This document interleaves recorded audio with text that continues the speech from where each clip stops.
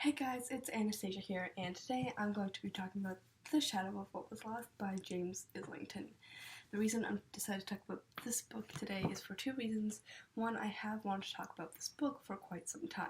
I finished reading it before I started my YouTube channel, but I was never able to have my thoughts be concise and clear without rambling on for a really long time, so I didn't know how to shorten it down for a video like this.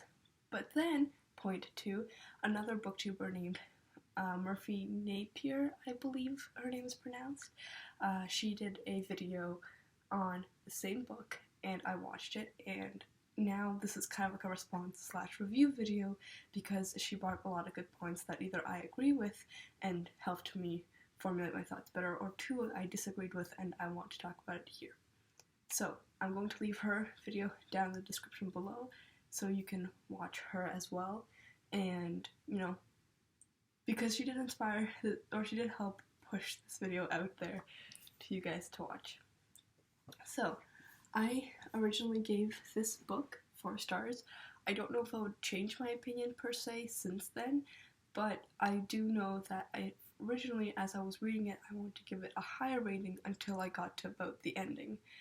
So I'm going to talk about this book in quite some detail later on. Right now I just want to go over things that are non-spoiler things, so even if you haven't read the book and you don't want spoilers, you can still kind of see my thought process behind giving it 4 stars. So this book is a fantasy book. It follows 4 main characters roughly, but there are a lot of other storylines that do intersect with theirs that we do have to follow along with to get a better picture of what is going on. So yeah, there's a lot of magic, there's a lot of magic rules.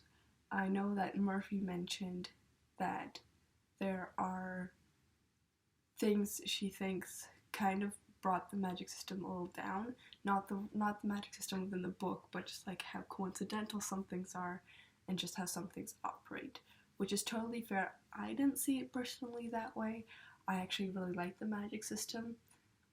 And I even liked the way the rules worked, and although some things do seem very convenient, I think as long as the magic system's rules aren't being broken for said convenience, then it should be fine. The characters aren't great, they're not anything special. They're kind of bland, generic characters, so if you are looking for a character-driven story, this book might not be for you. There are some very interesting, in my opinion, character moments, which I'll get later on in the spoiler section. But as a whole, I never, as Merphy has mentioned too, I never connected with the characters. I never had a moment where I was like, oh, I'm really invested in this character's development. In fact, sometimes the characters even bothered me a little bit. But I do like story plot driven books. I don't necessarily need the characters to be good to enjoy a book, so that's why I gave this book 4 stars. On top of that, Merphy mentioned that this book is kind of slow paced, and it is, but I love slow paced books. I really enjoy books that take their time with how they tell the story, especially when there's so much you as a reader need to know about this world before all the action gets started. I don't mind the book taking its time. I would much rather take its time than rush into things and then I get confused.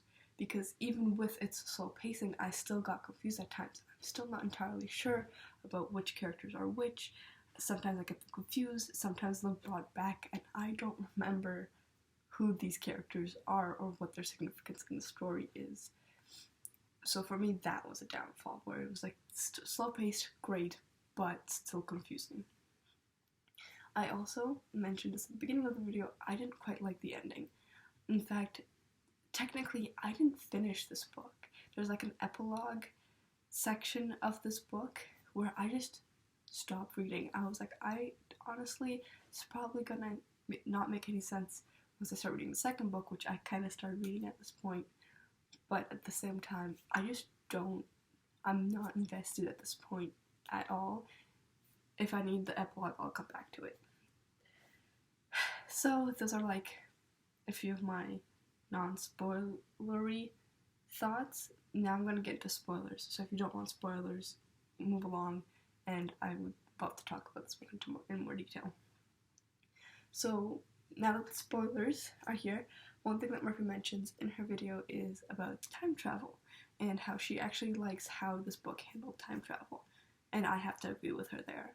I think this book covered time travel very well, especially since I have seen time travel be blundered severely.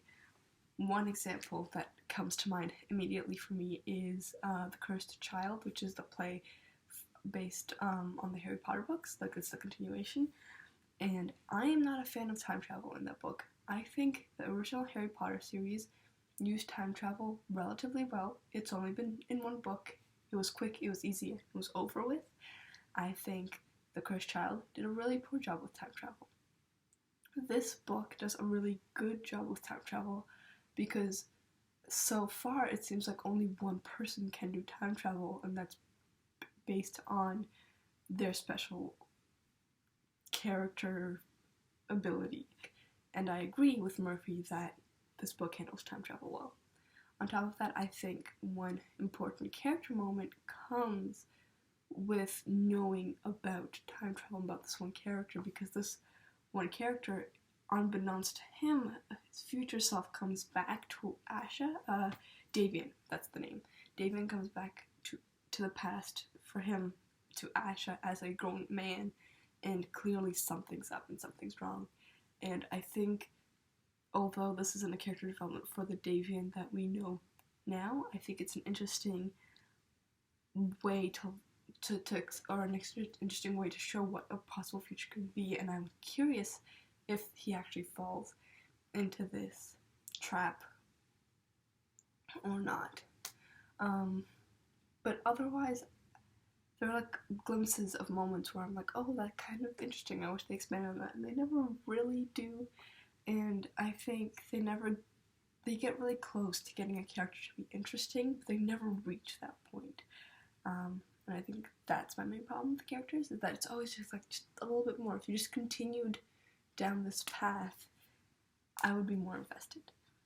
And there's one with Caden, who is another character, another POV character. That's the guy whose ending I don't like, and I haven't read the epilogue for, because I think it was very quick, where we get him from regular old Caden that we know and love to all this information coming to him, and all of a sudden he's this different person. And I think Merphy said in her video that it feels unearned, and I don't entirely agree with that. I don't particularly care how earned and unearned certain things are. I think, especially since in a lot of moments where it might feel unearned, there are other things building up to that. So even if the direct way of getting like that information or that item is unearned, there's a lot of building up to that point. So even if the work doesn't directly correlate with the thing achieved, it's still work being put in to try and achieve that thing, if that makes sense. But in this particular case where it's Caden, for me, it doesn't bug me so much that it's unearned. It bugs me that it happens at the very end of the story. It happens all of a sudden really quickly, and it's not that it's not unearned, but there's no preparation for it. He all of a sudden just kind of disappears, and although he has little moments of trying to remember his past self, there's really it doesn't ever feel like it's connected to him actually getting his memories. It's always like the author's trying to like put in some mystery as to who he is, which did keep me going, but then the answer kind of just felt unsatisfactory. That's what I'm trying to say. So yeah, those are kind of my thoughts. This video isn't very long, and there's probably more I would want to say, but I don't really know I want to say it yet. So if anything, I'll either talk about it in my comments, or I will talk about it on my Instagram page if anything else comes up. So if you guys want more information, more content, subscribe here, and also follow my Instagram page at Worms of Books. And if you want to see more real-time reviews where they're just stars, you just want to see my opinion, my Goodreads is good for that. So I hope you guys enjoyed this video, and I'll see you all later. Bye!